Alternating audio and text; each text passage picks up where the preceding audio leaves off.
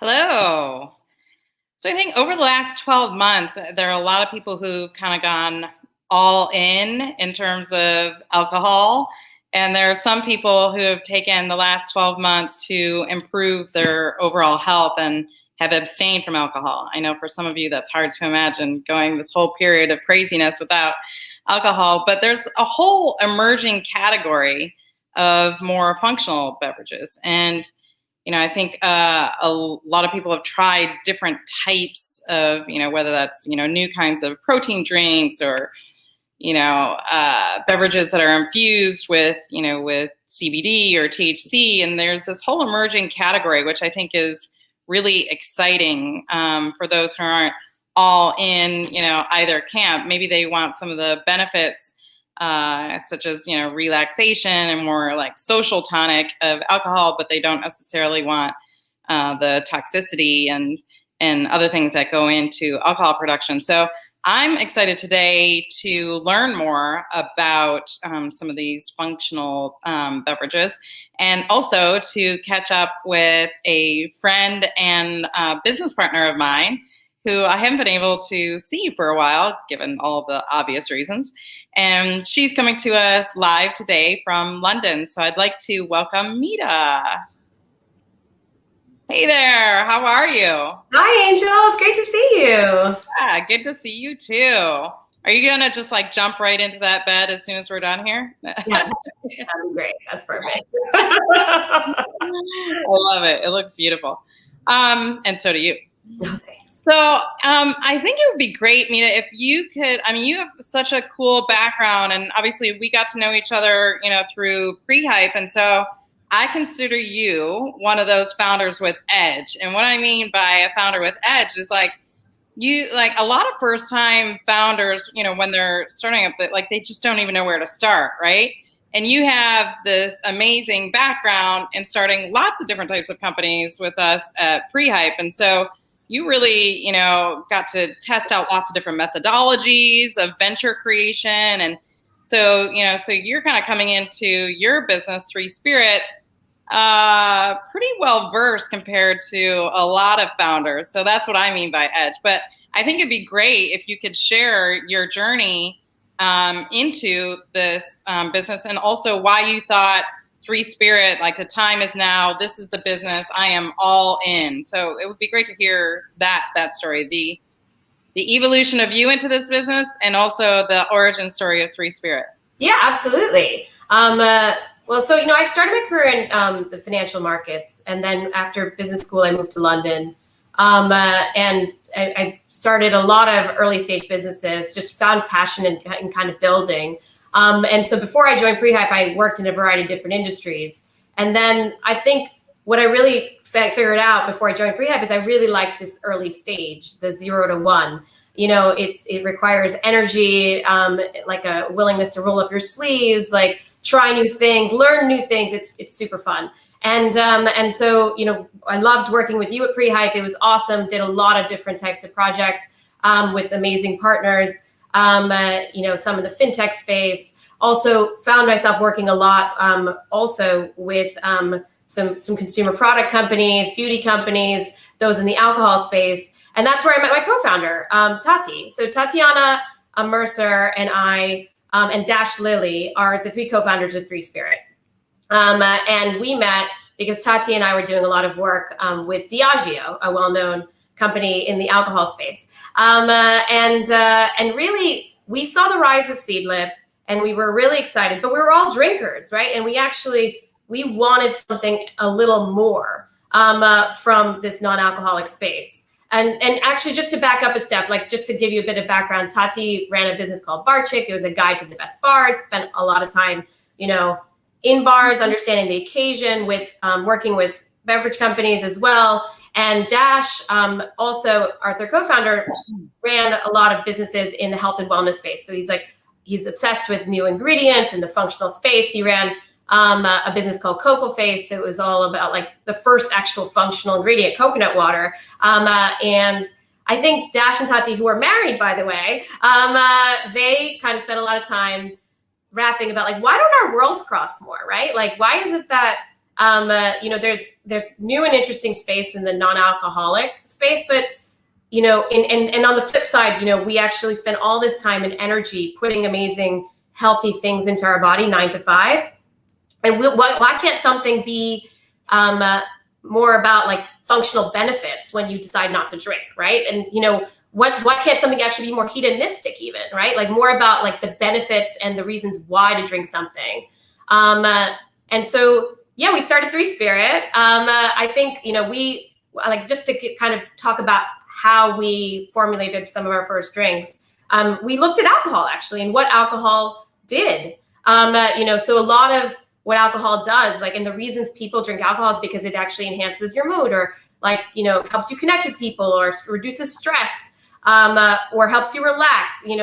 There's occasions where people will choose to drink alcohol. Maybe they're celebrating something, etc.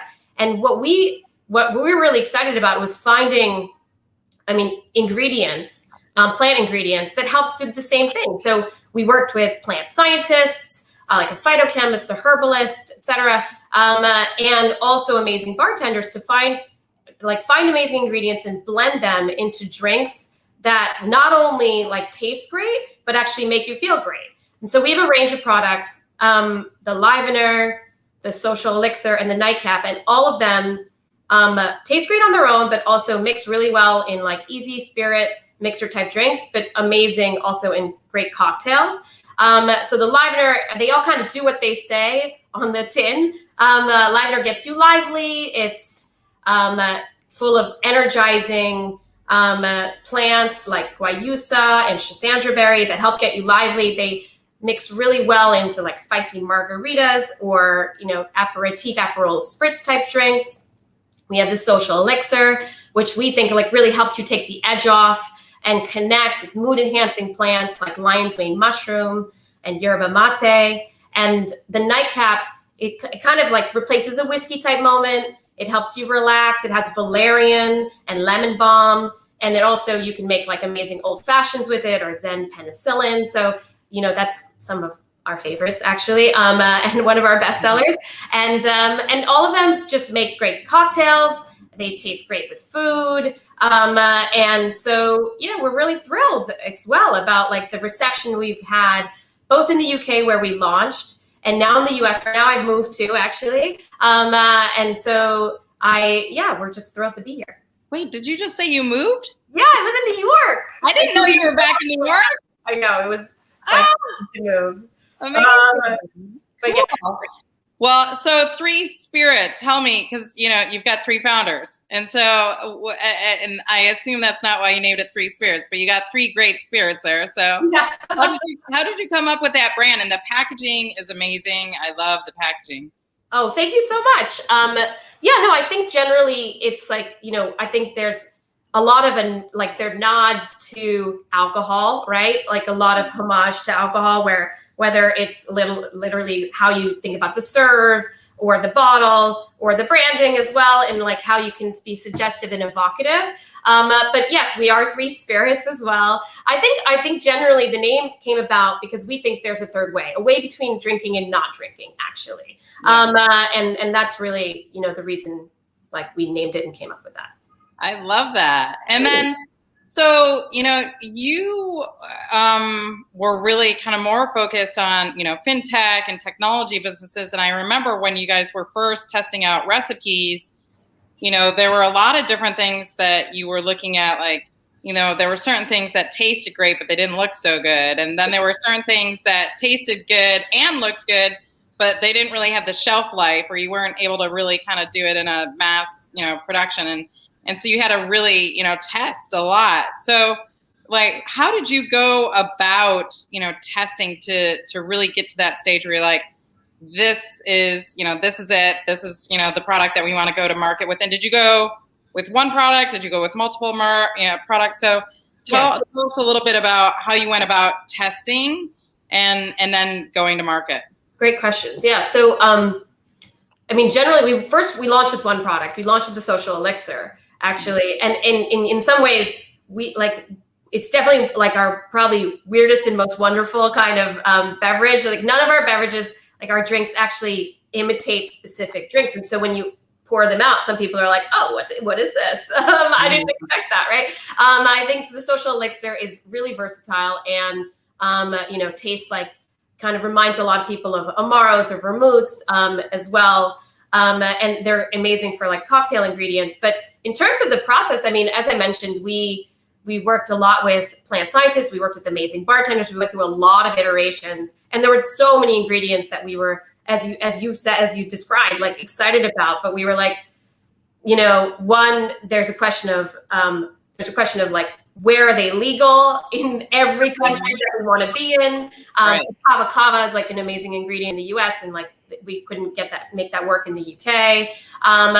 And I think generally I think there was also, as you said, ingredients that like, when you first start making things, the question is like, how do you source them like sustainably and scalably, right? And then I think that's part of it as well. But Dash, who leads on product, and he like works with a team of botanical alchemists. Like what we talk about and do is botanical alchemy. It's this like cool, amazing place between like magic and science, right? And so that's like, he works with amazing people that we continue to work with on our new products. And then what we did is we launched the Livener and the Nightcap around like 10 months after we first launched our first product. And they were a lot easier to explain. Like, I think people understood the concept of like getting lively or relaxing, the whole like take the edge off and like mimic how alcohol impacts your body through increasing serotonin and GABA and, dopamine were a little harder for people to understand, right? But I think now that we have the range, it really helps explain both the flavor and function.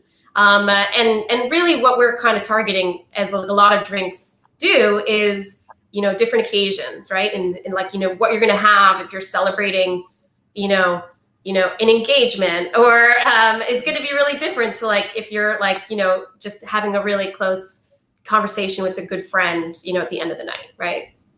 For sure. And so it sounds like, I think, I invest in cannabis businesses, and a lot of, and one of them is an infusion company called Vertosa. And, what I've found in more highly regulated industries, including food and beverages more generally, is that they are highly regulated. And with new products, there's a whole lot of consumer education that's required. Yeah.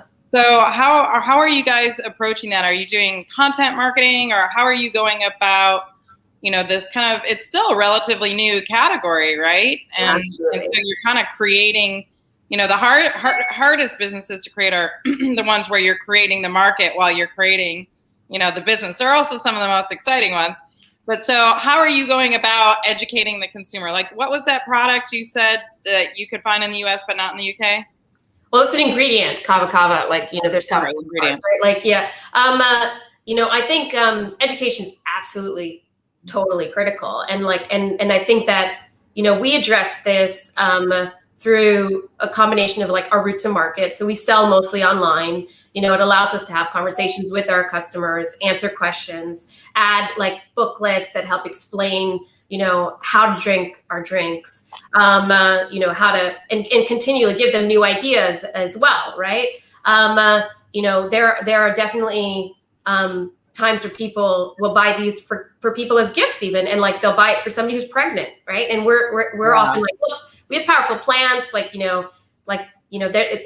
for powerful feelings and flavors. And so as a result, we don't actually suggest this is the right thing for people who are pregnant. And so it's best to have like that conversation. And then I think, you have to think about it. Well, okay, where do you want to be? Because the people who are also educating your end consumers about it need to be able to have that conversation too, whether that's a bartender or somebody like in Planet Organic, who's familiar with a lot of the plants and herbs, because maybe they have them in supplements or et cetera around the store. So that's incredibly important. And, we get to like see people's like repeat behavior and understand how they're drinking it and answer everyone's questions. So, I mean, you're right. Education is absolutely key.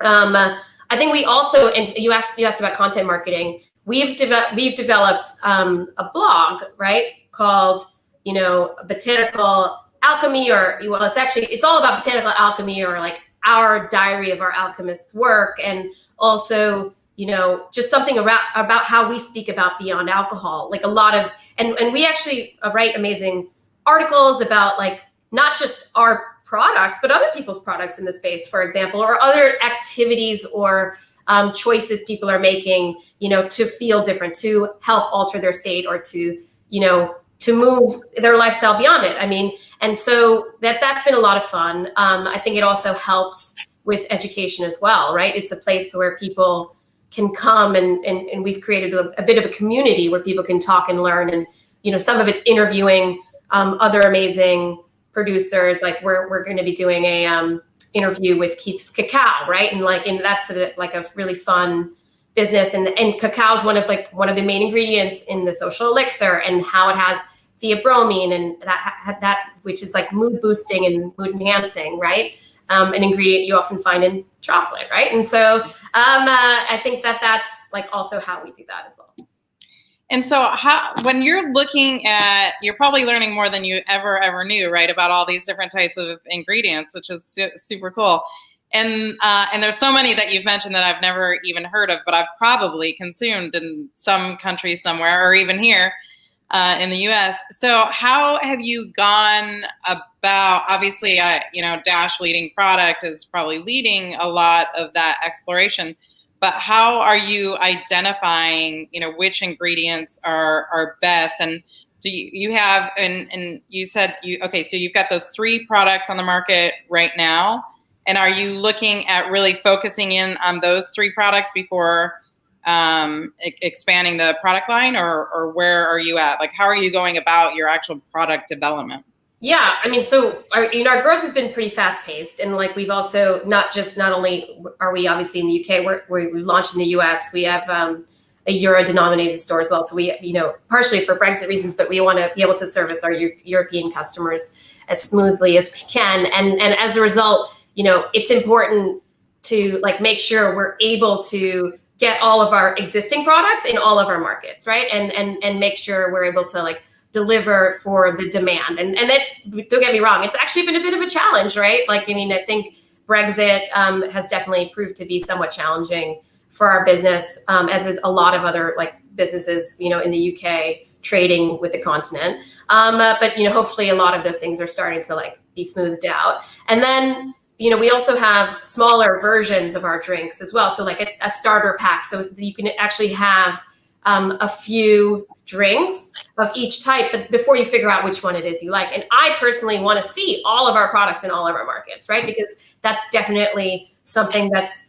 like not like you can't do that with the flip of your finger, like, you know, and it's something that takes work and effort. And, you know, we're thrilled that we're advancing on that, but that's definitely you know, some of our focus. And then, yes, we're excited about new products for sure. You know, I think that there's a lot of amazing other ingredients as well, and also other occasions we want to service, right, in this space around both feelings and function, like feelings and flavor. And so, yeah, I think stay tuned. I think we're still kind of in like, you know, a lot of our secret squirrel like R&D work, but and it's a lot of fun as well. But yeah, we're excited about that, and hopefully should have some new stuff to bring to the market this year. Yes, and I'm disappointed I did not bring on camera the product. I should have set them up beforehand. But you're really curious about, so you have direct to consumer, but we know building a direct to consumer brand is costly. You know, it requires a lot of content marketing. It requires, you know, paid campaigns, customer acquisition through those direct to consumer channels. But it's also really challenging to get on the shelves at supermarkets and the rest. And sometimes it's pay to play. And, you know, there are a lot of very expensive ways to get onto shelves. And then, you know, likewise, to get on premise is also very challenging. So each one presented a lot of challenge to you as a new brand, as a new category. And so how did you really go about deciding, okay, this is our kind of route to market, and you know, we'll kind of expand into these other areas as we go?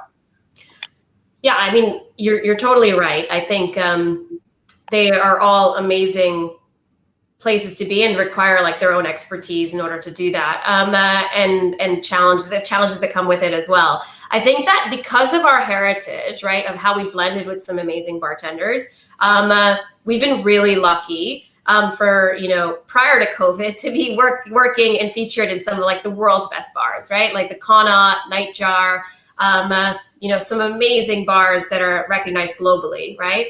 And then, and we're on the menu at some of these places, right? Which is actually, how I think you can develop notoriety. And so we care a lot about being in the right places, right? The places and that's what matters more than number of places for us as well. And so I think, we feel for like the impact that COVID has had on the hospitality industry, and really hope that like everything can kind of get back as smoothly as possible once everyone's vaccines roll out more effectively. And we look forward to supporting that channel for sure, because it's always been an important part of like how we've created our liquids, and like how we think it's important to like get to know and discover our liquids. And then in terms of, like we're also really amazing. It's really what's kind of amazing, and as well as like while we do direct to consumer, we actually get a lot of amazing inbound from bartenders, right, and from retail saying, "I've seen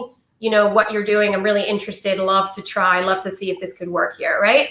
And what's really cool about like non-alc in particular with retail is there are some retailers in some states, right, where they actually can't sell alcohol, right? And so this represents a wonderful opportunity for them to like have categories that like, could have amazing pull through, right? And be featured alongside maybe something else they're selling, right?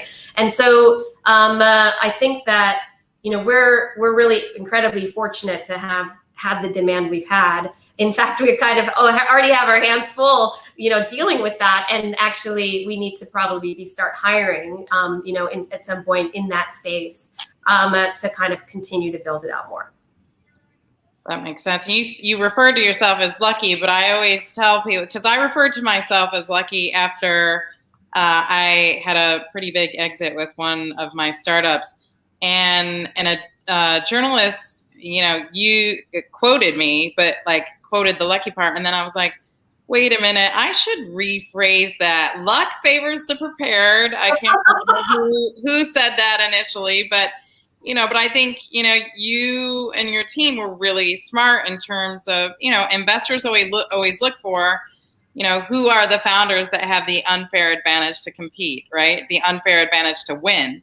And so I think, you guys have done a really good job at covering off the basis in terms of all the skills that are required, in a startup to really grow and to be successful. So I might, if this was not live, I might edit that out because I do not think you guys are lucky. Okay, I'll rephrase it. Yes, yeah. On that point, I think I count my lucky stars that I met my co-founders, right? Because I think we're a really good match with really different skill sets, actually. And I think it's personalities. Yeah. It's not something that's that's obvious, right, for everybody's beginnings. And so I'm grateful. Well, we did in Clubhouse the other night with two of my colleagues, Ricky Williams and Ophie of the Astro Twins. I don't know if you know them in astrology. They're based in New York. But we did this event in Clubhouse, which was a co-founder matching event. And we were using astrology as a way to kind of, see, good fits. That sounds fun. Yeah. The co-founders, like, just more self-awareness and compatibility and all that. And so, yeah, it was a lot of fun. But, you talk about the alchemy of, botanicals, but there's also a lot of alchemy in the founders, right? 100%. And that goes well beyond just like founders. It's like team as well. We do this really fun, cool thing where we write user manuals, right? And it's like how to use the person, not use the person, but like, how is it that, like, what are their quirks? How do you like to work with people? Like, how do you, what actually really annoys you? And when you get to like read that stuff in a business, I think especially given we're remote, it's incredibly valuable because it's like you all of a sudden learn to like not take something too personally, or the way you might have meant it, like might be different then, and so I think it's really valuable, a really valuable exercise, and it's helped, I think, a lot of the people who started with us, even during COVID, to like get to know people as well. For sure. Yeah, I agree. And that, and I think you're right. It takes the personal barbs out of certain interactions, right? Because if we know, oh, that person just doesn't like, with me, I'm, whatever. So it's not just because I'm Sagittarius, but, I like a lot of freedom and I don't like to be told no. And not that anyone likes that, but I especially don't. And so, when somebody tells me no, then it makes me more energized to do it. And so if people, understand these kind of different traits about them, then when they bump up in a way that might be conflicting, then they understand, oh, like this actually doesn't, she's not reacting to me. She's reacting to this. These are her preferences, and this is kind of her normal MO. And when she hears no, like this is her natural reaction. So I think those kind of things are really good, and to take the time to really do that in advance of making that longer term commitment, that marriage and business. Yeah. And we also talked about because Ricky and his wife started this kind of relationship building app called Leela, and they're married. And we talked about, co-founders who are married or co-founders who are siblings, as the Astro twins are. And so, so how did you, because that's a unique situation with you, like, 3 spirits, but, 2 are married. So how did you go about like really making sure there's like a leveling effect, in that relationship? Yeah, I mean, look, I think Tati and Dash are incredibly aware, like, of that in some ways, their work like never stops, because like they can take it home and they can keep talking and stuff like that. But I mean, look, I work really well with them individually on like very discrete things, and so in some ways, I think it's just a teamwork effort and something like to be aware of. I think it's something we acknowledged up front early on.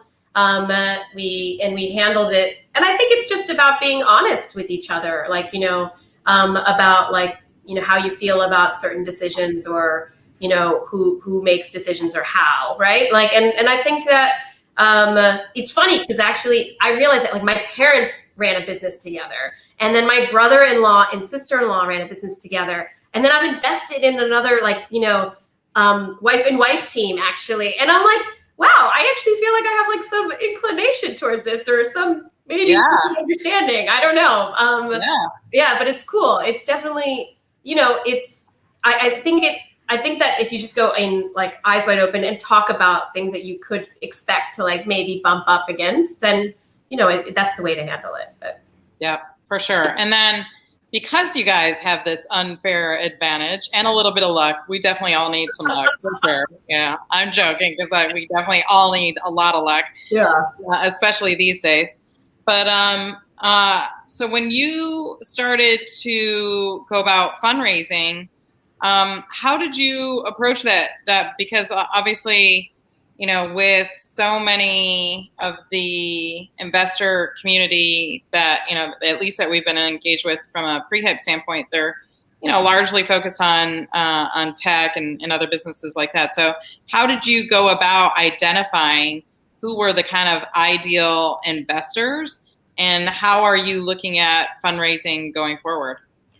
So I think early on, like, we were supported by friends and family, and like really lucky to have had that support. I think that, when we first talked about it, I think a lot of people thought we were a little crazy, which is true with everybody who's starting a business probably as well. And, and I think that, I think it's about like, taking everybody on your journey with you, right? Then like, we give them like monthly updates and talk about like the highs and the lows, right? And the areas they can help. And I think that that's incredibly important. I think one of the things that we always focused on at Pre-Hype, and I think we've carried a lot into it, is like focusing on unit economics, right? And building a business that you're not actually like unprofitably acquiring customers is actually incredibly important, right? And so something that we managed to do and maintain is like a focus on that, and that's been pretty powerful. And I think as a result, yes, you're absolutely right. There's a lot of investors who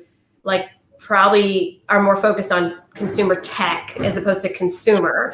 But there's a lot of emerging investors who are interested in brands and can see the value and the power of those brands, as lots of businesses have shown. And so I think that we've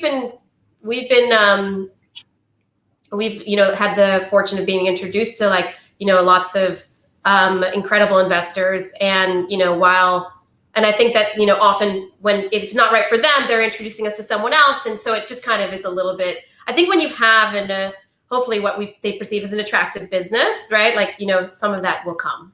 Mm-hmm. Yeah, just like when you said you're starting to get a lot of inbound, the more awareness, and we talk about that a lot in Angel Club, the community that I launched with founders and investors. And part of the reason I wanted to launch that is to start the relationship building much earlier on. So you're just not going into a conversation with a pitch and asking for money with somebody that you don't really know. But also to level up the knowledge sharing, across, because investors can only make, smart decisions based on the knowledge that, that they have and the relationships that they have. And so, so I think one of the things that I've seen with some of the more consumer products oriented businesses, as opposed to some of the tech startups, is, most people would get a consumer product like a beverage a lot more quickly than some of the more advanced AI businesses, for example. And so you would think that there's this additional level of comfort. And I think for some investors, there definitely is an additional level of comfort because they can get it, they can taste it, they can smell it. And, one of our members, Jagruti, in fact, I should connect you to. Okay. Yes, she likes to invest, and she primarily invests in female founders of color, but she splits her portfolio between food and beverages and technology. And, for her, she looks at it with both lenses, like you say, when I'm talking to these founders and when I'm talking to her, we have that conversation around, if the product's really good, the product ends up marketing itself, right? And then you get inbound from customers, you get inbound from partners, you get inbound from investors. So I think that it's still so early and you guys are already getting inbounds, says a lot. So kudos to you. Thank you. It's really awesome. It's amazing. Yeah. It's exciting. Thanks. Yeah. So one of the things that I ask people at the end, because these journeys, both as investors and as founders, are a lot of waves, a lot of peaks and valleys. Whether that's just from an energetic standpoint or just because you're answering tough questions or making tough choices. I went to this Shabbat dinner in LA years ago, and they did this practice, and now I love it, and I do it at dinners at my house, which is what's your thorn, what's your rose, and what's your bud. And so, the thorn is and it could be lighthearted or it could be pretty deep, depending. For you or for Three Spirits, what's the thorny issue or the struggle or the challenge that, that you're dealing with right now? And what is the rose? What's where you're yes, it's happening. I'm excited and I'm grateful. And then what's your bud? What are the things that you're, looking forward to for you and for the business? Yeah. So I think I mentioned it as well. The thorn has been a lot of the trans kind of border situations, moving stuff across and dealing with some surprises, with Brexit and moving stuff into, and just the knock-on effects of what that means, right? Yeah. And we just want to provide amazing service and products to our customers, and so sometimes we were unable to do that, and that's been frustrating and hard. The rose, the press that we've had has been insane, and so lucky. And I think a lot of it as the product is amazing and speaks for itself, right? And I've our team and our partners to thank for that. And then I think I think in a lot of ways, like the US for us is so amazing and so exciting. It feels like the conversation is just happening, right, around non-alcoholic here. And maybe it's like, a reaction, as you said, to like how people have felt around COVID. But like, just generally the trends around better for you, like, less is more, quality time, food as medicine. And I think in some ways the US is way ahead on functional food and bev overall than like the rest of the world. But, it's cool because like the non-alc side of things is newer to like, it kind of started, it was a trend that oddly started outside the US, right? And like, a lot of like UK brands are making their way here. And so I think that that's what we're most excited about. Like just the kind of, there's so much to do, and it's really exciting. And we're learning a lot as we go, and yeah, we just can't wait. Yeah. Well, it's Friday, so I think if I can dig into my shipment, then I can give you some thumbs up on your social media. Thank you. That'd be great. Yeah. Can't wait to hear what you think. Thank you, Angel. Sure, absolutely. And so are you using Instagram as your primary channel, or what are you using as your primary channel for people to learn more about Three Spirit? Yeah, so our website is and that's where they can order, right? Yeah, that's definitely threespiritdrinks.com. And then obviously we're on Insta, we're on Facebook, we're you're omnipresent. Yes, exactly. Cool.